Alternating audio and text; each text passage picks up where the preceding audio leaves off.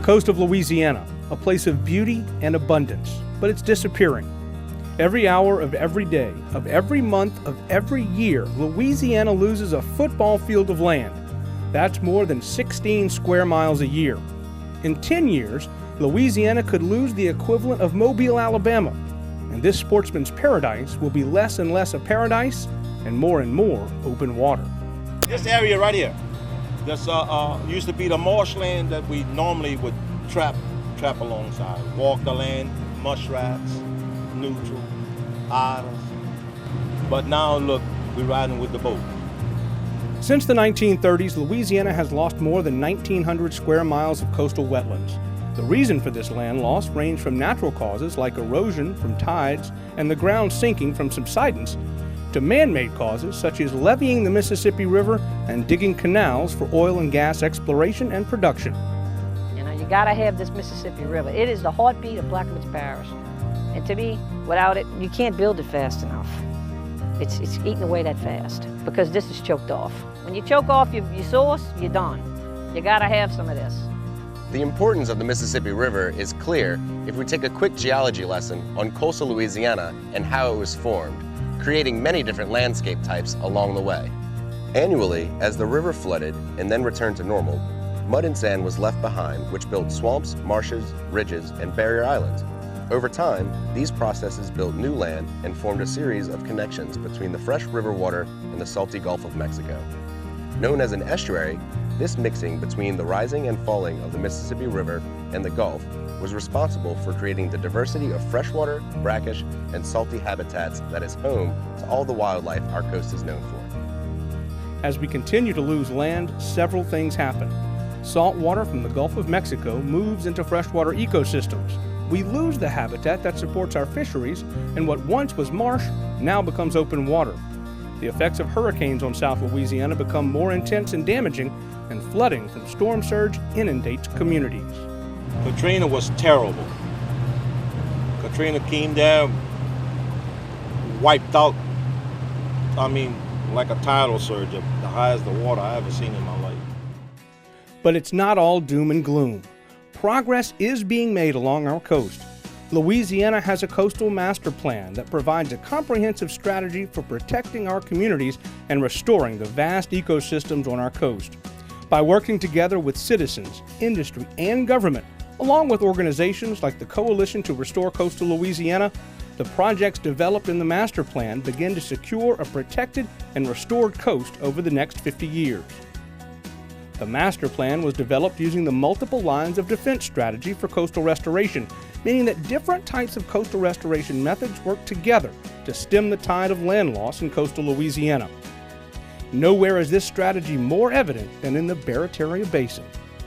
The Barataria Basin is a large geographic area defined by the Mississippi River on the east and Bayou Lafourche to the west. This area of wetlands provides a buffer between the open waters of the Gulf and communities to the north, and includes a rich diversity of ecosystems. Each system has a unique blend of components: plants, animals, soils, and water, all of which depend on each other to make a fully functioning estuary.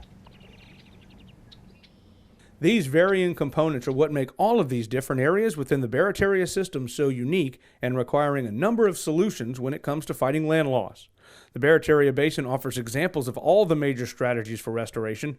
Working together, these projects recreate some of the landscape features that offer protection and habitat. Starting at the Gulf, we are rebuilding barrier islands.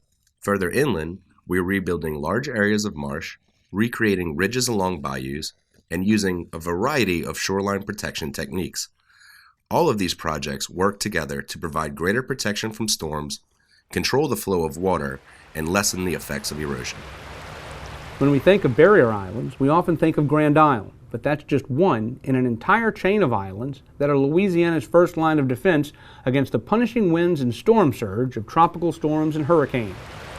East Grand Terre Island is one of several barrier islands that form a protection between incoming storms from the Gulf of Mexico and the interior estuaries, marshes, and communities along our coast.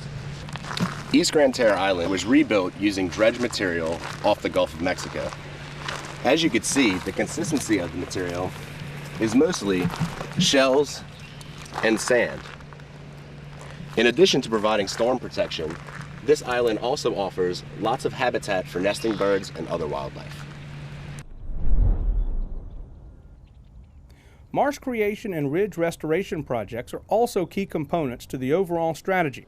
One such project, the Bayou DuPont Marsh and Ridge Creation, has built hundreds of acres of new land that will have positive impacts on the coastal ecosystem. Marsh creation projects allow us to build land quickly and place it in very specific areas that will provide the best long-term benefits to our communities. The sediment used to build this project had to travel a very long distance. It starts in the Mississippi River, where it's dredged from the bottom. It then travels through pipes for miles downstream, over levees, and under a highway until it arrives at the project site. Additionally, rebuilding ridges restores the flow of water along the historic bayous and also provides storm surge protection and elevated habitat that allows trees and wildlife to prosper. The Barataria Basin is home to several examples of another significant aspect of coastal restoration, shoreline protection. This strategy is used to ensure major navigation channels and critical shores are protected, but its use has some serious limitations. Shoreline protection projects come in many types. You can have rocks, oyster reefs, or walls such as this. While these projects are very effective, they are also very expensive. The Barataria waterway is susceptible to high rates of erosion due to boat traffic and other factors. These rocks help to protect these shorelines from washing away.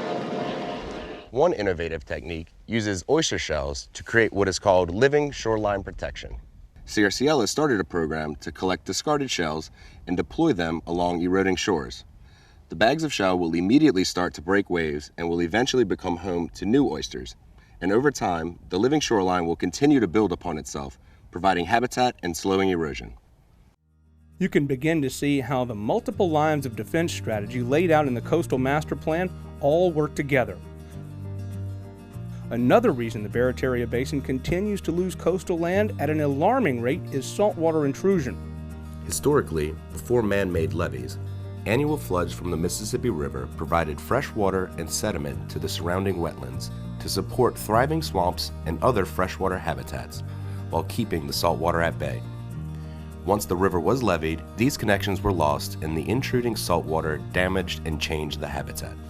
But there are some very specific tools in the coastal restoration toolbox to fix this problem. They include weirs, siphons, and freshwater diversions.